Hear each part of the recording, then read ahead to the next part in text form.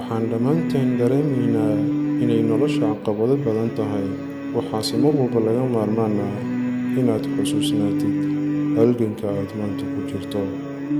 Wuxuu kuu diyaarinayaa awoodda beri aad ku wajihi lahayd, caqligii aad ku wajihi lahayd, kartidii aad ku wajihi lahayd, waayo-aragnimadii aad ku wajihi lahayd, xirfaddii aad ku wajihi lahayd, cilmigii aad ku wajihi lahayd noloshaada oo dhan.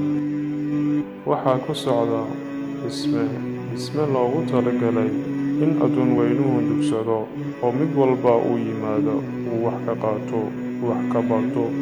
Waxaad naftaada ka ilaalisaa halka shay oo intaasoo dhan kaa burburin kara oo kaa baabi'in kara, oo ah inaad naftaada dadka kale barbardhigtid.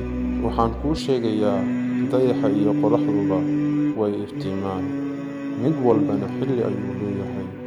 Laga yaabee inaysan maanta maalintaada ahayn, laakiin inta ka horaysa beri samir oo dadaal oo rajay beri waxaad jeceshahay in Allah tabaaraka wa tacaala uu ku simin doono. Marnaha ka quusan intaysan babadaadu neefsanayaan. Caqabad kasta oo ku soo martaana waxay isu rogi doontaa farxad, waxaadna u arki doontaa inay tahay haddii naftaada dhisi lahayd.